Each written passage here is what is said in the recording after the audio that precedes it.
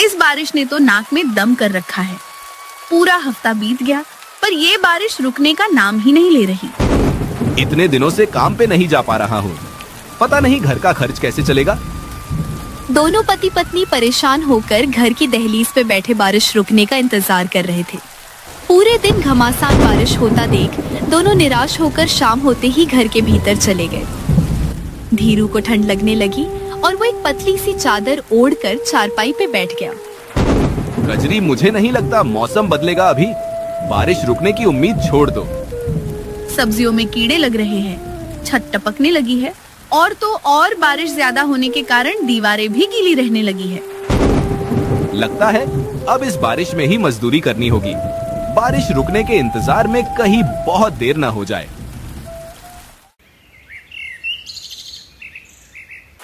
अगली सुबह धीरू बारिश में ही मजदूरी करने ठाकुर दुर्जन प्रताप के यहाँ चला जाता है। क्या हुआ धीरू, इतनी बारिश में सुबह सुबह मेरे घर क्यों आए हो?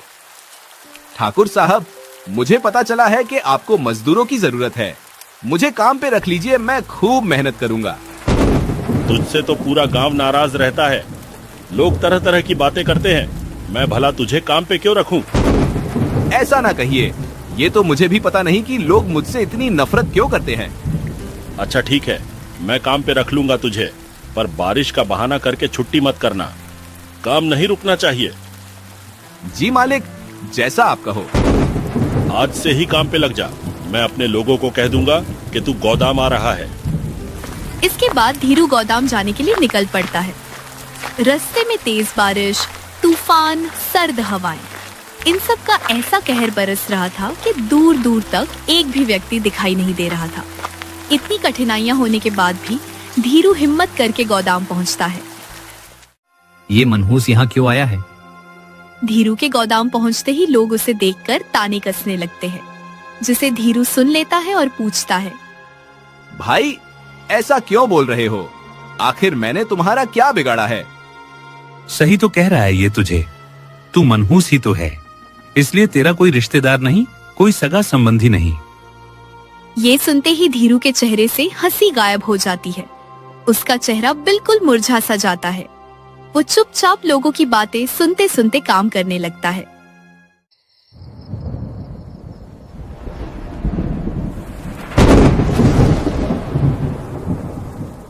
शाम होती है। वो मजदूरी के कुछ पैसे लेकर थका हारा घर जाता है। कजरी, ये लो मेरी आज की मजदूरी, घर खर्च में तुम्हारे काम आएगी। ये क्या? ये पैसे तो गिले हो चुके हैं। बारिश में भीग कर आया हूँ ना, कपड़े गिले हो चुके हैं, पैसे भी गिले हो गए। इन्हें दूसरे कमरे में सूखने रख दो, सुबह तक सूख जाएंगे। ठीक है जी। इतना बोलकर कजरी पैसे लेकर दूसरे कमरे में रखने चली जाती है। कुछ देर बाद वो पैसे रखकर धीरू के पास वापस आती है। तब धीरू, कजरी, मुझे पता है लोग मेरी तरह तुम्हें भी ताने देते होंगे। ताने किस बात के जी? मैं अनाथ हूँ ना, मेरा कोई अपना नहीं है, और एक अनाथ से शादी करके तुम्हें भी बस सुनने को ही मिलता होगा। ऐसा कुछ भी नहीं है, मैं लोगों की बातों पे ध्यान नहीं देती।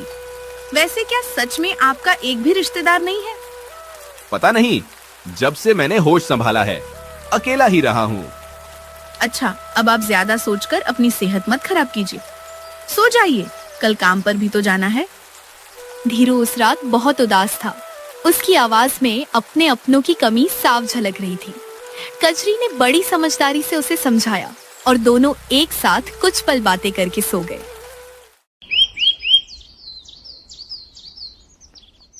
फिर अगली सुबह बारिश और भी ज्यादा तेज होने लगी। हे भगवान, ये क्या हो गया? अचानक दूसरे कमरे से कजरी के चिल्लाने की आवाज आई, जिसे सुनकर धीरू घबराते हुए उस कमरे में गया। क्या हुआ भाग्यवान, इतनी जोर से क्यों चिल्लाया तुमने? सब ठीक तो है ना? ये देखिए, छत से पानी टपकाने की वजह से सारे पैसे फट गए हैं। अब इनमें से कोई भी नोट हमारे किसी काम का नहीं है। मैंने कितनी मेहनत करके ये पैसे कमाए थे, सारी मेहनत पे पानी फिर गया।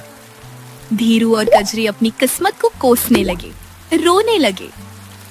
थोड़ी देर बाद धीरू हिम्मत जुटा के फिर से बारिश में भीगते भीगते काम करने गया। उसे देखते ही लोगों के ताने फिर से शुरू हो गए।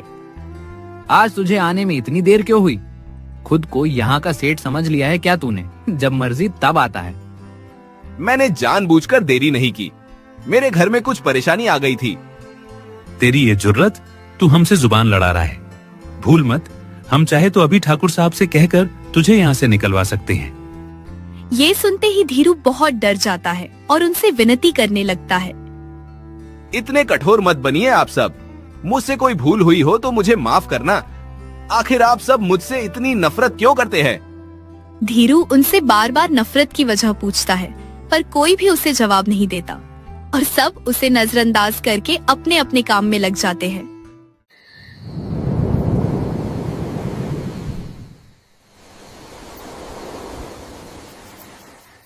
शाम होती है, सब अपने अपने घर जाते हैं। तब धीरू, आज तो मैं पैसे भीगने नहीं दूंगा। इतना बोलकर धीरू पैसे संभाल कर रख लेता है और अपने घर जाने लगता है। तभी रास्ते में उसे एक पति पत्नी का जोड़ा एक पेड़ के नीचे खड़ा दिखता है। अरे भाई, बारिश इतनी तेज है, किसी भी वक्त तूफान भी आ सकता है। ऐसे में यूं बाहर रुकना सही नहीं है। जानता हूं भाई, पर मैं और कर भी क्या सकता हूं? मेरे पास रुकने का कोई ठिकाना भी तो नहीं है। मतलब क्या है तुम्हारा? कहना क्या चाहते हो? धीरू उस आदमी रमन से उसकी पहचान पूछता है। तभी रमन की पत्नी जानकी बोलती है, भैया, दरअसल हम गांव में घूमने आए थे। हमें पता नहीं था कि यहाँ इतनी तेज बारिश हो रही है। यहाँ आकर हम फंस गए। अब तो न रुकने का ठिकाना दिख रहा है और न वापस जाने का रास्ता। तो क्या जब तक बारिश नहीं थमेगी यही पेड़ के नीचे रुके रहोगे? और कोई रास्ता नहीं है। इस गांव में मेरा कोई रिश्तेदार नहीं कि मैं उनके घर ठहर सकूं। रमन की बातें सुनकर धीरू ने थोड़ी देर सोचा। उसके बाद उसने उन्हें अपने घर रखने का सुझाव दिया। मेरे घर चलो। अरे नहीं नहीं, फालतू में हम तुम्हें परेशान नहीं करना चाहते। इसमें परेशानी कैसी? इंसानियत नाम की भी तो कोई चीज होती है। इतना बोलकर धीरू दोनों पति पत्नी को अपने साथ अपने घर लेकर चला जाता है। दो अनजान लोगों के देखकर कजरी थोड़ी चिंतित हो जाती है। सुनिए जी, ये दोनों कौन हैं? ये मुसाफिर है, बेचारे बारिश में फंस गए थे। इसके बाद धीरू कजरी को सारी बातें बताता है। उनके घर पहली बार मेहमान आए थे। इसी खुशी में कजरी के चेहरे पे एक अलग ही चमक आ जाती है। अरे वाह, हमारे घर मेहमान आए हैं। आज तो मैं तरह तरह के पकवान बनाऊंगी। कजरी और धीरू रमन और जानकी का बहुत आदर और सम्मान के साथ स्वागत करते हैं। वो दोनों कुछ पल शांति से वहीं बैठती है। तब कजरी रसोई में जाकर फटाफट अलग अलग तरह के स्वादिष्ट पकवान बना लेती है और रात होते ही सब एक साथ बैठकर बहुत प्यार से खाते हैं। अरे वाह भाभी, आपके हाथों में तो जादू है। भोजन सच में बड़ा स्वादिष्ट बना है। आप दोनों सच में बहुत अच्छे हैं। आज के समय में भी अनजान लोगों के लिए इतना कुछ कर रहे हैं। ये तो हमारा फर्ज है। आखिर मेहमान भगवान का रूप जो होते हैं।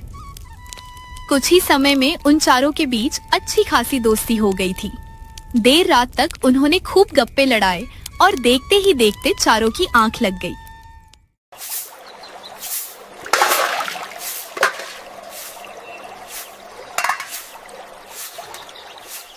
सुबह सूरज सर पर था। काम पे जाने के लिए धीरू को बहुत देरी हो गई थी। कल देर रात तक जागने के कारण आज मुझे कितनी देरी हो गई है।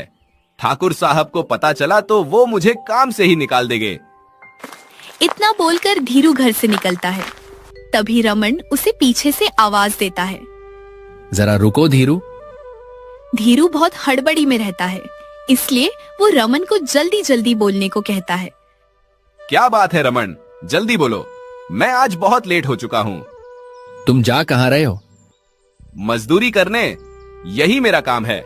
मैं पढ़ा लिखा नहीं हूँ ना। चलो मैं भी चलता हूँ, तुम्हारी थोड़ी मदद कर दूंगा। तुम क्यों खुद को तकलीफ दे रहे हो? मुझे तो इसकी आदत है। मैंने तो तुम्हें अपना मित्र मान लिया है। अब तुम एक दोस्त को दूसरे दोस्त की मदद करने के लिए मना नहीं कर सकते हो। अच्छा ठीक है, चलो तो फिर दोनों साथ साथ काम करने चले जाते हैं। कुछ देर काम करने के बाद उनके पास दो आदमी आते हैं। अरे धीरू, ये कौन है? ये मेरे मेहमान हैं। ये सुनकर दोनों आदमी जोर जोर से हंसने लगते हैं। मेहमान और तेरे घर, मूर्ख मत बना हमें। और नहीं तो क्या, इतने सालों में तेरे घर कोई झांकने तक नहीं आया, आज अचानक मेहमान कहाँ से आ धमके। बातें बनाना तो कोई तुझसे सीखे, अनाथ कहीं का।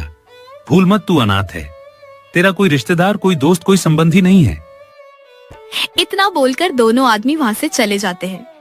धीरू का मन उदास हो जाता है, उसके चेहरे पे निराशा छा जाती है। तब रमन उससे पूछता है, भाई, गांव वाले तुमसे ऐसे कैसे बात कर सकते हैं? तुम उन्हें जवाब क्यों नहीं देते? छोड़ो, उनकी बातों पे ध्यान मत दो रमन, मुझे तो ये सब सुनने की आदत सी हो गई है। इतना बोलकर धीरू काम करने लगता है। रमन को धीरू के ऊपर बहुत दया आती है। वो धीरू के काम में उसका बहुत हाथ बटाता है। ऐसे ही कुछ दिन बीतते हैं। बारिश अब भी वैसी की वैसी तेज होती रहती है।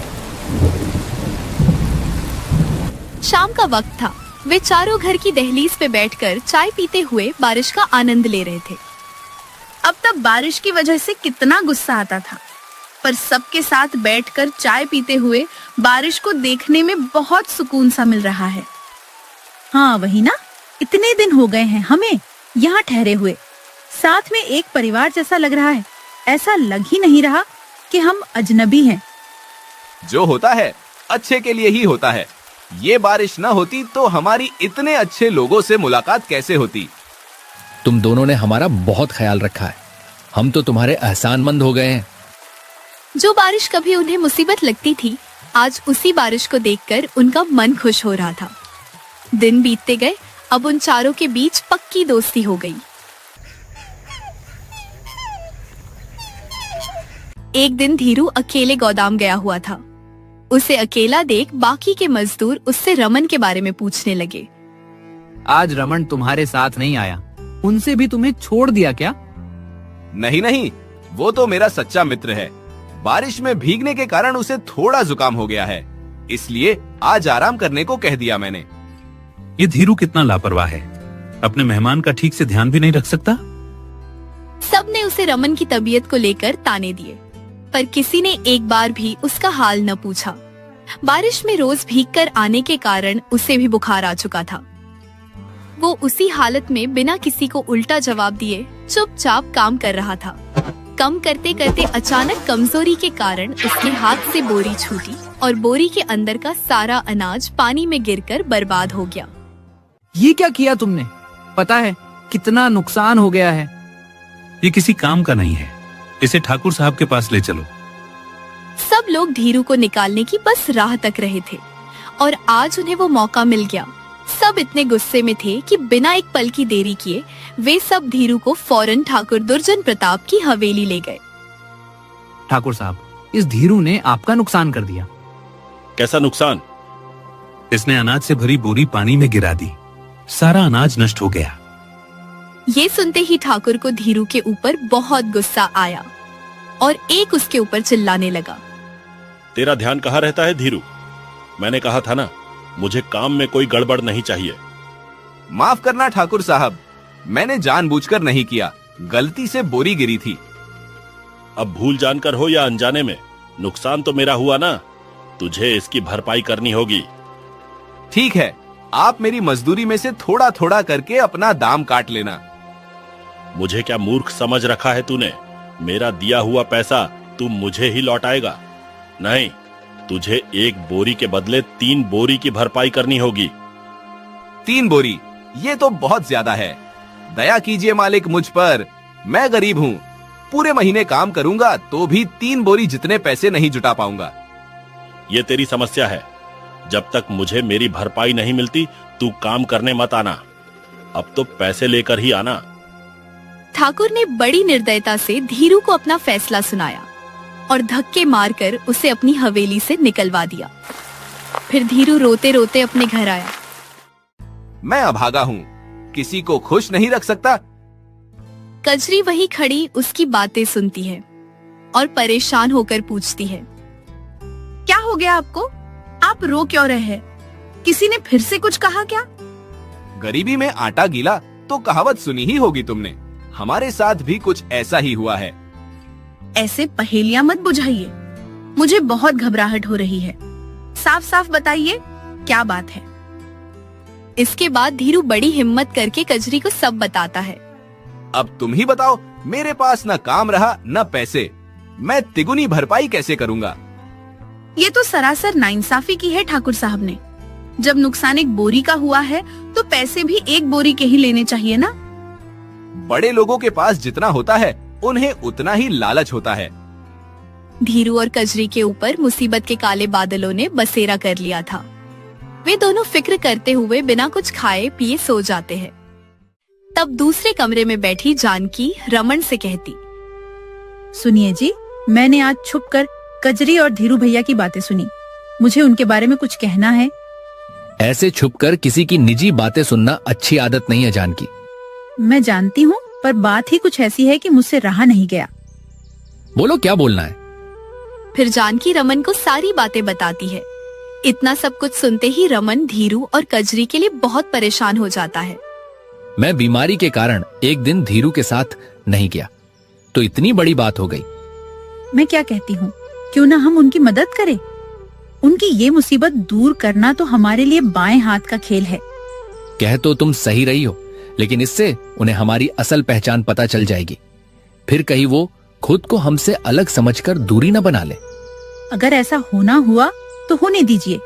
कम से कम उनके सर पे आई मुसीबत तो खत्म हो जाएगी। उन्होंने हमारी बहुत सहायता की है, अब हमारी बारी है। जानकी के समझाने पर रमन अपनी असल पहचान सामान लाने के लिए मान गया।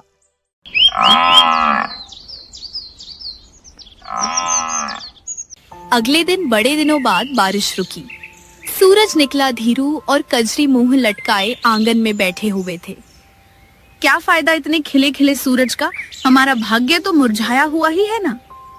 बारिश तो रुक गई, पर ये मुसीबत की बरसात कब बंद होगी? दोनों ना उम्मीद ही ले बैठे थे। तभी रमन और जानकी बहुत सारे पैसे लेकर वहाँ आते हैं। ये लो धीरू, अब तुम्हें उदास होने की जरूरत नहीं है। इतने सारे पैसे? आखिर तुम हो कौन? तुम्हारे पास इतने सारे पैसे कहाँ से आए? मैं शहर का नामचीन व्यापारी हूँ। मुझे धन दौलत, कारोबार, जमीन, किसी चीज की भी कमी नहीं है। आपने अब तक हमसे अपनी पहचान क्यों छुपा रखी थी? हमारी तरह गरीबी की जिंदगी क्यों जीते रहे? वो इसलिए क्यों कि हमारे पास पैसे तो बहुत है, पर रिश्तों के मामले में हम गरीब हैं। हमारा भी कोई रिश्तेदार, कोई संबंधी नहीं है। हमें ये डर था कि सच पता चलने के बाद तुम दोनों हमें अपनाओगे नहीं। रमन और जानकी ने बड़े प्यार से उन्हें सारी बात समझाई। कजरी और धीरू ने उनकी बातें समझी और उनके साथ पहले जैसा ही व्यवहार करने लगे। धीरू ने ठाकुर के मुंह पे पैसे मारे और उसके गोदाम की तरफ दोबारा मुड़कर भी नहीं देखा।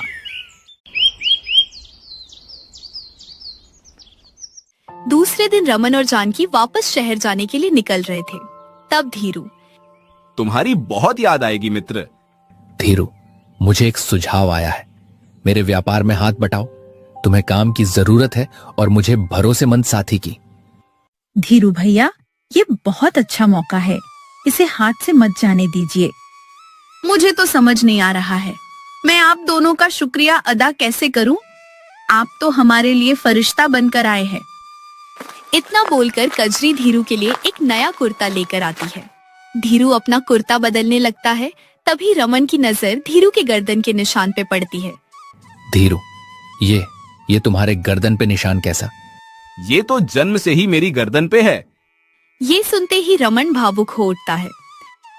तुम मेरे भाई हो। देखो, मेरे गर्दन पे भी बिल्कुल ऐसा ही निशान है। माँ ने मुझे बताया था कि मेरा एक भाई था जो खो गया था। इसका मतलब हमारा जन्म जन्म का रिश्ता है। हाँ मेरे भाई, इसीलिए हमारा दिल एक दूसरे से जुड़ा था। अजनबी होने के बाद भी हम एक दूसरे के लिए अपनापन महसूस करते थे। बरसों बाद दो बिछड़े भाई मिले। अब धीरू का भी एक अपना परिवार था। वे दोनों गांव ही रुककर शहर का सारा कारोबार मिलकर संभालने लगे। धीरू के धनी होते